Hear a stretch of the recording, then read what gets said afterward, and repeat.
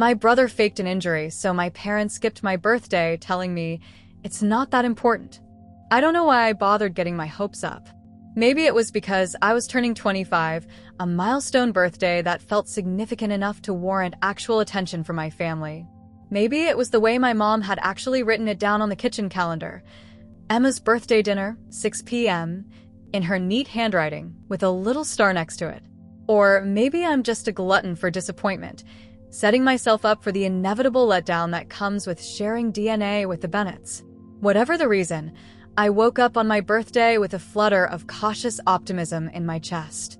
The sun streamed through my curtains, painting my bedroom in soft golden light. For a moment, I just lay there, savoring the quiet and the possibility that today might actually be different. I reached for my phone. 7:15 a.m.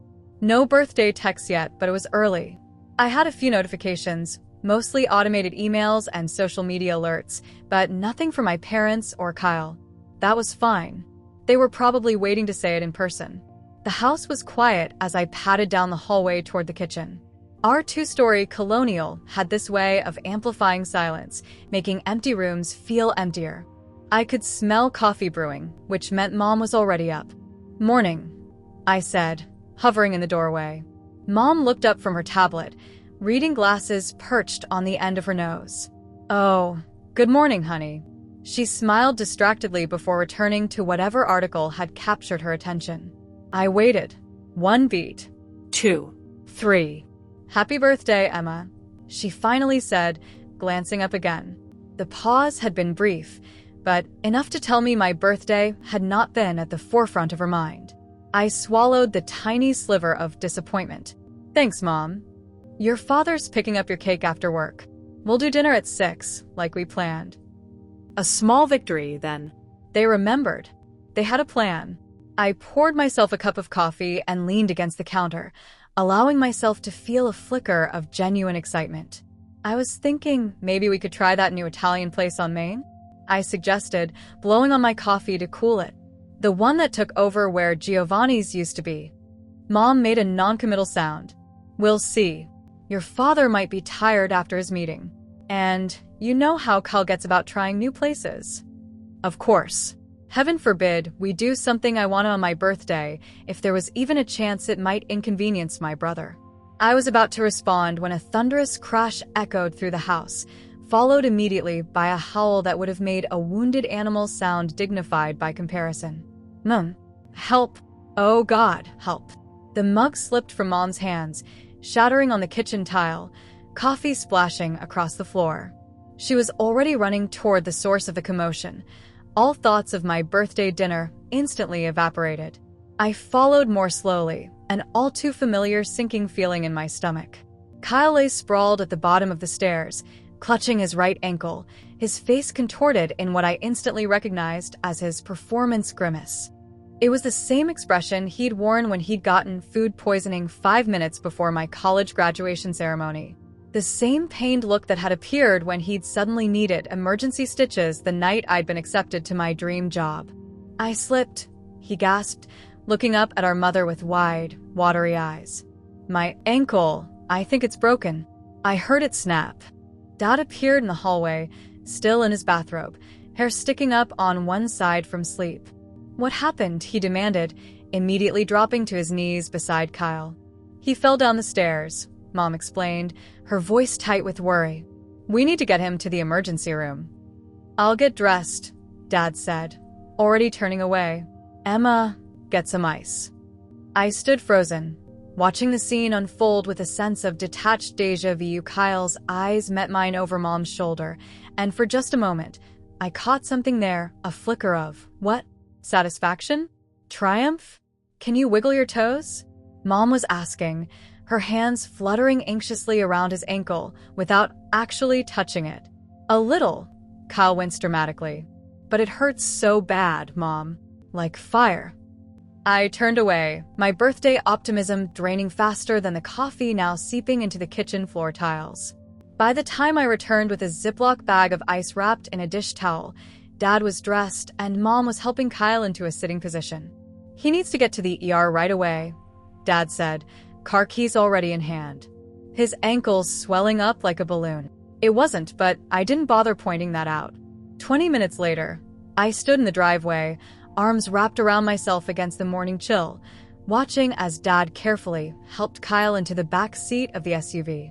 Mom was already in the passenger seat, phone in hand, probably calling to let Kyle's workplace know he wouldn't be in today. "What about dinner?" I asked as Dad closed Kyle's door. My voice sounded small, even to my own ears. Dad glanced at me, distracted, as if he'd momentarily forgotten I was there. His face creased with what might have been sympathy, but looked more like inconvenience. "We'll have to do it another time. This is an emergency." "But it's my birthday," I said, knowing as the words left my mouth how childish they sounded. Dad was already rounding the car to the driver's side. He paused, hand on the door. "We know, sweetheart, but Kyle's hurt. We can celebrate your birthday anytime." Mom rolled down her window. "There's leftover lasagna in the fridge," she called. "We shouldn't be too long. Maybe we can still do something small tonight if Kyle's feeling up to it." "If Kyle's feeling up to it. Of course." "We're sorry, Emma," Dad added, sliding into the driver's seat. "It's not that important. We'll make it up to you, okay?" The words hit me like a physical blow. Not that important. My birthday, my feelings, me, not that important. As they backed out of the driveway, I caught Kyle's gaze through the rear window. And this time, there was no mistaking it. He was smiling. A small, secret smile that vanished as quickly as it had appeared, but I'd seen it. I stood in the driveway long after they'd gone, the morning sun now feeling too bright, too cheerful for the hollowness spreading inside me. In the empty house, the kitchen calendar mocked me with its little star next to today's date. "Happy birthday to me," I whispered to no one at all.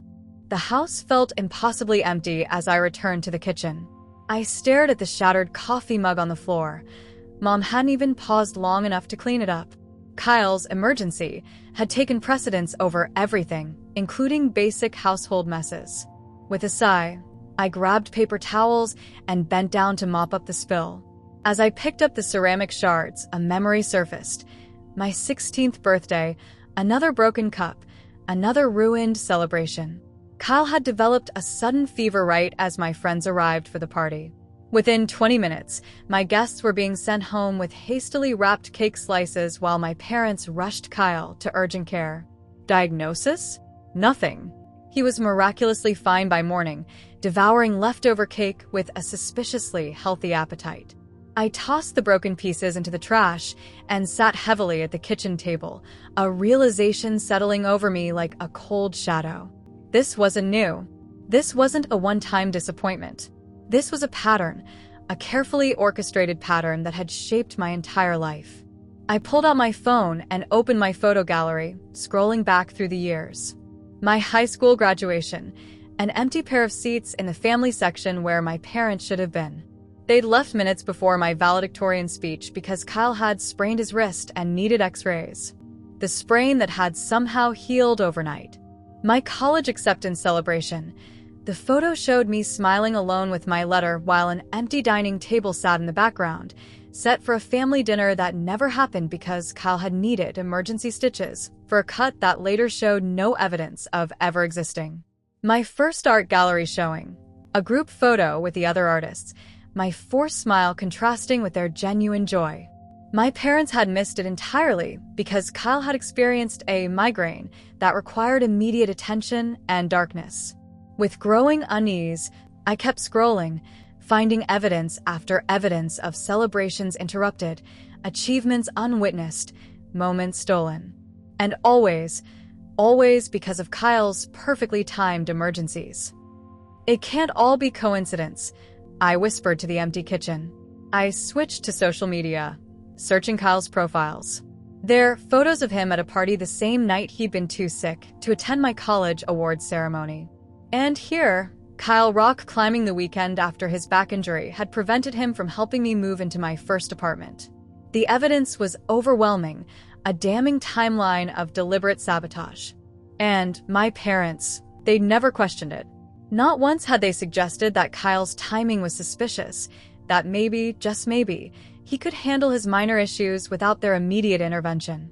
They'd always dropped everything for him, leaving me to celebrate alone, to solve my own problems, to understand and forgive.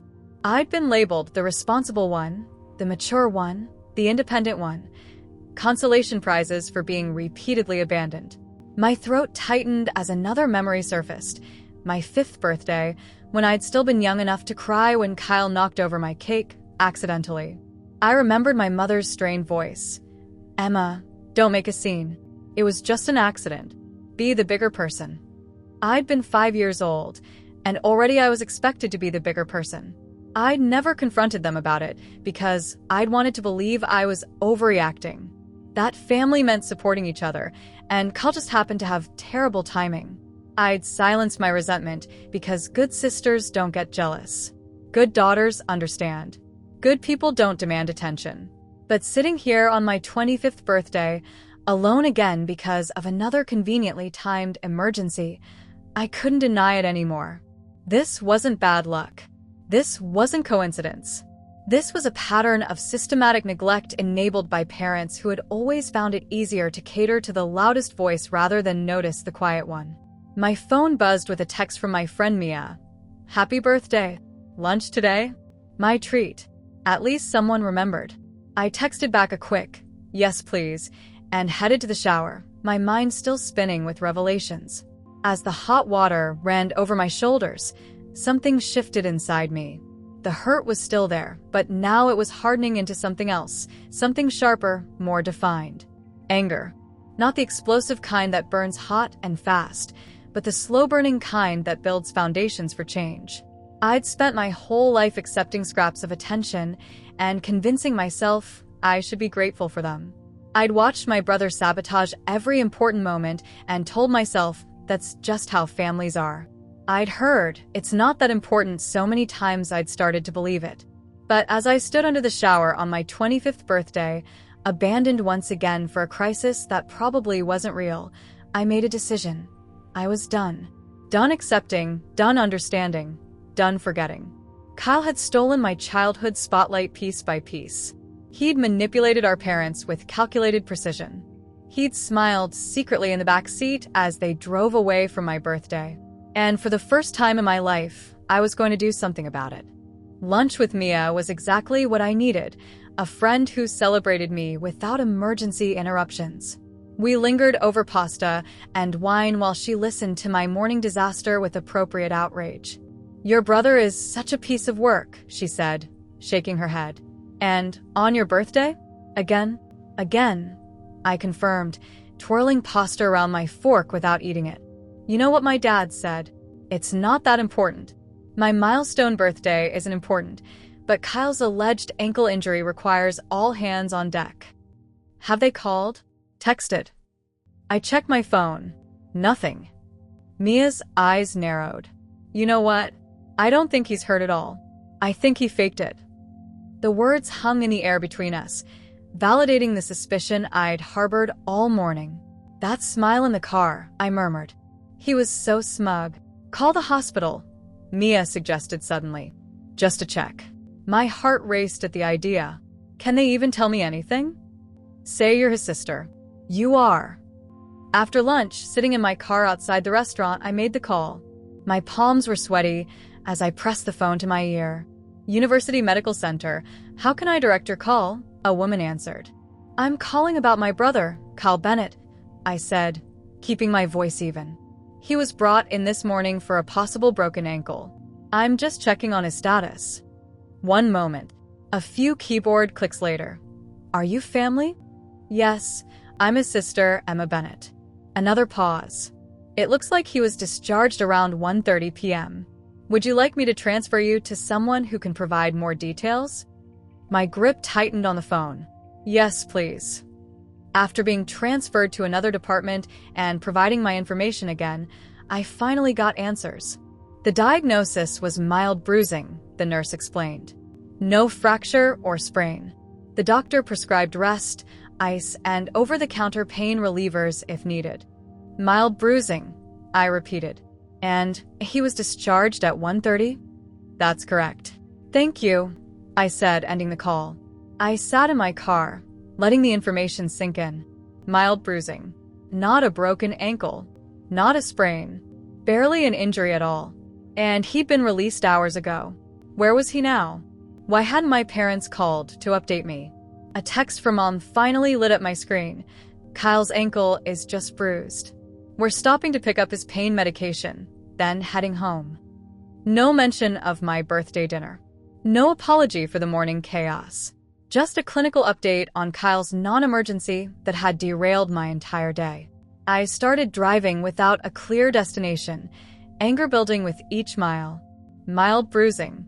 My birthday canceled for mild bruising. Almost on autopilot, I found myself turning onto Jason Street. Jason had been Kyle's best friend since high school, the person he always ran to when he wanted to escape our parents' attention. If Kyle wasn't actually in pain, that's where he'd be.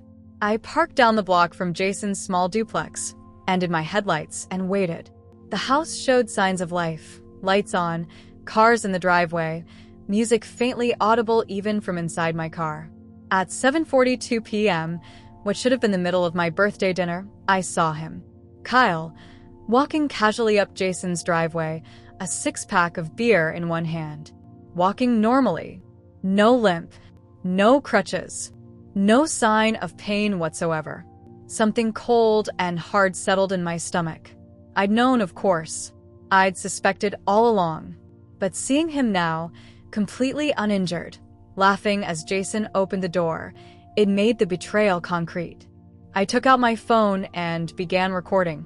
Kyle and Jason disappeared inside, but I kept watching.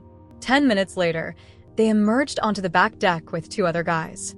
They were laughing, drinking, completely at ease. Kyle even jumped over a low railing to retrieve a beer that had rolled away, his supposedly injured ankle handling the impact without issue. I recorded for 3 full minutes. Kyle walking, jumping, dancing idiotically to whatever song was playing. Proof. Undeniable proof that he had fabricated the entire injury, ruined my birthday, and sent my parents into a panic. All for nothing. All to steal my moment. Again. My phone buzzed with another text from Mom. Hope you enjoyed the lasagna. Kyle's resting now, so we'll have to reschedule your dinner. Maybe next weekend. I looked back at Jason's house, where Kyle was clearly not resting. He was chugging a beer while his friends cheered. I could drive over there right now. Storm in. Confront him in front of his friends. Make a scene that would finally force everyone to acknowledge what he'd been doing all these years. But something held me back. If I confronted him now, it would be too easy for him to twist it, to make me seem like the crazy, jealous sister throwing a tantrum over a birthday. My parents would believe him. They always did. No, this required something more strategic, more definitive. I started my car and headed home, the video safely stored on my phone. For the first time, I had concrete evidence of Kyle's manipulation, not just suspicions or circumstantial timing, but actual proof. The hurt child who had spent years accepting scraps of attention was gone. In her place stood someone new, someone who had finally seen the truth and was no longer willing to pretend. My brother had stolen my birthday again, but this time, he'd made a critical mistake. This time, I had receipts. I called in sick to work the next morning. What I needed to do required focus, and answering emails about marketing strategies seemed trivial compared to unraveling a lifetime of manipulation. My apartment became an investigation room as I spread evidence across my dining table, printed photos, journal entries, a timeline scratched onto a legal pad. The video of Kyle jumping around Jason's backyard played on a loop on my laptop, a constant reminder that I wasn't crazy. This was real. For years, I doubted myself, questioned my own feelings, wondered if I was being selfish or oversensitive. But now, seeing everything laid out chronologically, the pattern was undeniable and more calculated than I'd initially realized. Kyle hadn't just ruined random events. He had specifically targeted milestones, graduations, award ceremonies, birthdays, job celebrations. Moments when I might outshine him, even briefly. Moments when our parents' pride in me might eclipse their constant concern for him. As I dug deeper, an even more disturbing pattern emerged. Kyle didn't fake injuries or illnesses around his friends. He didn't create emergencies during family vacations or holidays that centered on our parents. His crises happened exclusively when the spotlight might have fallen on me. I found my old journals, reading passages with new clarity. Mom and Dad missed my solo in the spring concert. Kyle got food poisoning right before it started. They seemed skeptical at first, but then he threw up in the auditorium lobby. So lucky he had that Ipecac syrup for his hiccups. Ipecac syrup. A detail my 15-year-old self had recorded without understanding its significance. Kyle had made himself vomit deliberately. Another entry from my college graduation. Kyle's allergic reaction during the ceremony was scary. His face got so swollen. Strange that it happened right when they were about to call my name for highest honors. Dad had to carry him out. The doctor said it might have been the new cologne he tried. Weird coincidence. Not a coincidence. I remember now. Kyle had disappeared to the bathroom just before that section of the ceremony, returning moments before his reaction began. My phone buzzed with a text from Mom. "Hi, sweetheart. Thinking we could do your birthday dinner this Saturday? Kyle's ankle is much better." I stared at the message, anger bubbling up. Of course his ankle was much better. It had never been injured in the first place. I didn't respond. Instead, I kept digging, pulled by a strange sense of urgency. I needed to understand the full extent of Kyle's deception before I could decide what to do about it. I found my old flash drive with family photos and plugged it into my laptop. There it was, evidence I'd never noticed before. Kyle smirking in the background while I cried over my ruined 16th birthday cake. Kyle checking his watch moments before dramatically clutching his stomach at my college scholarship announcement. Kyle perfectly healthy in social media posts made hours after his emergencies. The more I uncovered, the colder my anger became. This wasn't just attention-seeking behavior. This was calculated, sustained psychological warfare against a sister who had never done anything to deserve it. I'd always believed the problem was me, that I wasn't important enough, that my achievements weren't significant enough to warrant my family's undivided attention. But the truth was much simpler and much more painful. Kyle couldn't stand to see me succeed or be celebrated, and my parents had enabled his sabotage every step of the way. As evening fell, I sat back, physically and emotionally exhausted by what I discovered. The timeline now stretched across my entire wall. 25 years of systematically stolen moments. 25 years of being told, in words and actions, that I wasn't important. My phone buzzed again. "Dad, this time. Your mother asked about Saturday for your birthday dinner. Let us know if that works." I set the phone down without responding. They still didn't get it. They still thought a rescheduled dinner would fix everything, as if my birthday had been postponed due to weather rather than their son's deliberate manipulation. I poured myself a glass of wine and stared at my evidence wall. Simple confrontation wouldn't work. Kyle would deny everything. My parents would defend him, minimize my feelings, tell me I was overreacting, again. I needed something more impactful. Something that would force them to see the truth not just about Kyle, but about their role in normalizing his behavior. As I scrolled mindlessly through my email, trying to clear my head, a message from my mother caught my eye, a digital invitation to my parents' 30th wedding anniversary party, scheduled for next month. They celebrated their anniversary religiously every year with an elaborate gathering, showing slideshows of their perfect family, accepting congratulations on their successful marriage and wonderful children. An idea began to form. If Kyle could create emergencies to steal my spotlight, perhaps it was time I created one of my own, not to steal focus, but to reclaim it.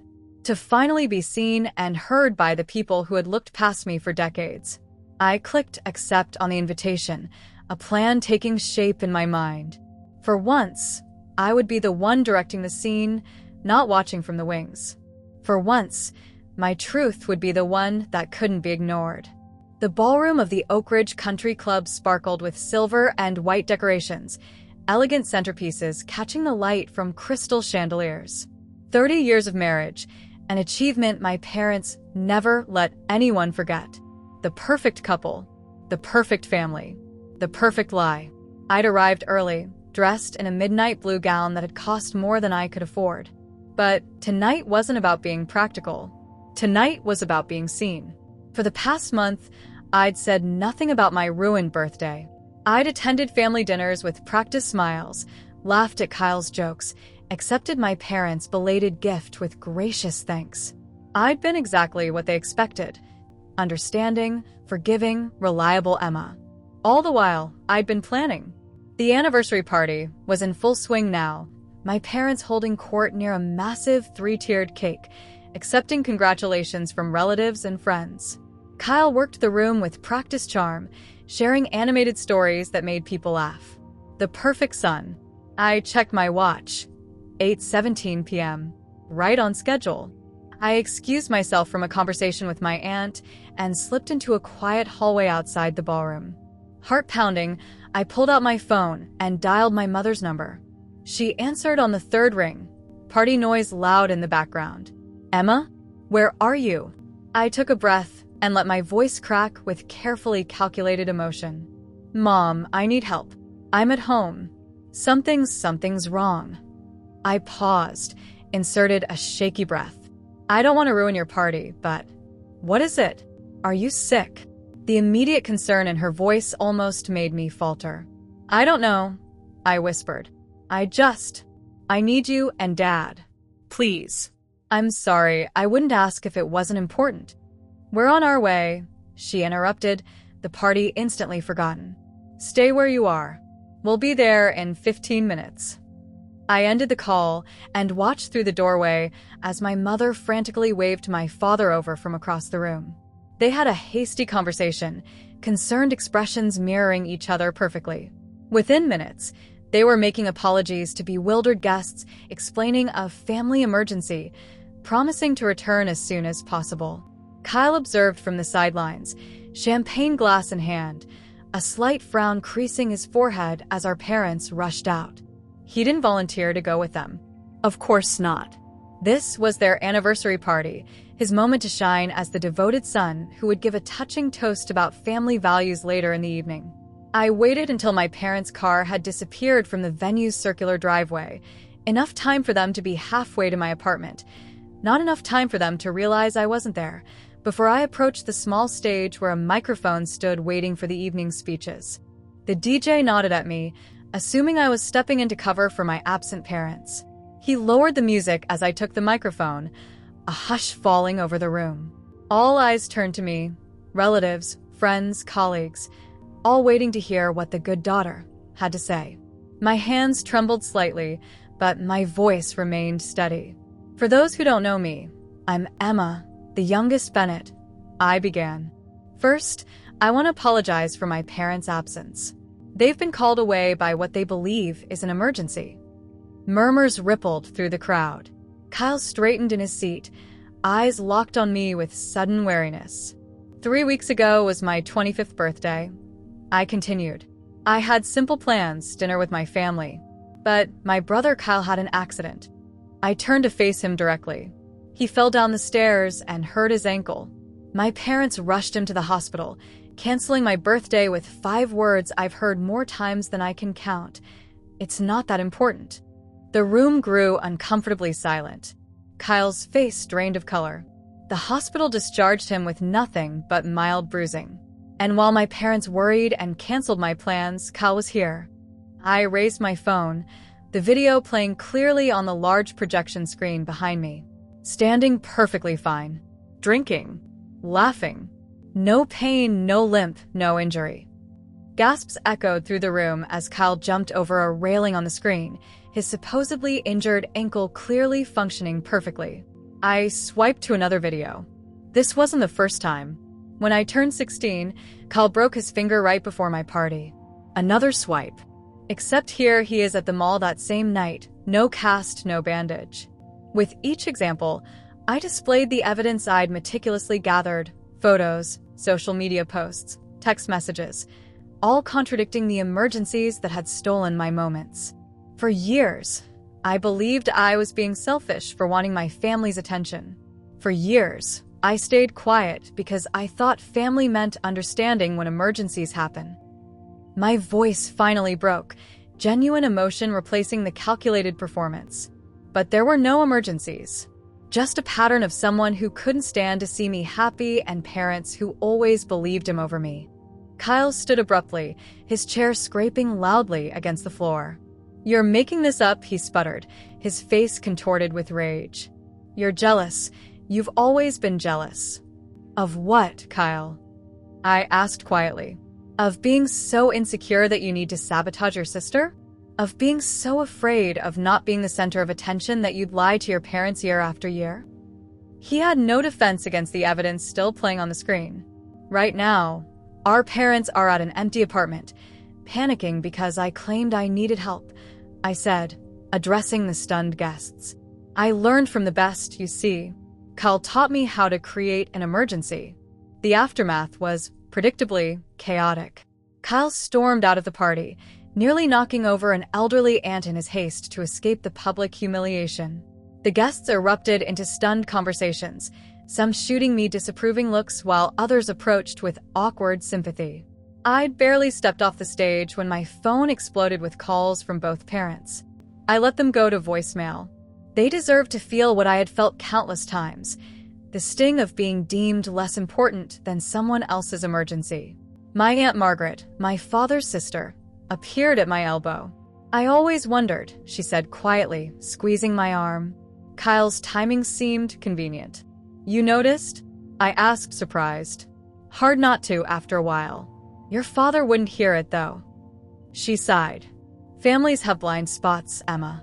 20 minutes later, my parents burst back into the ballroom, faces flushed with a mixture of fear and anger.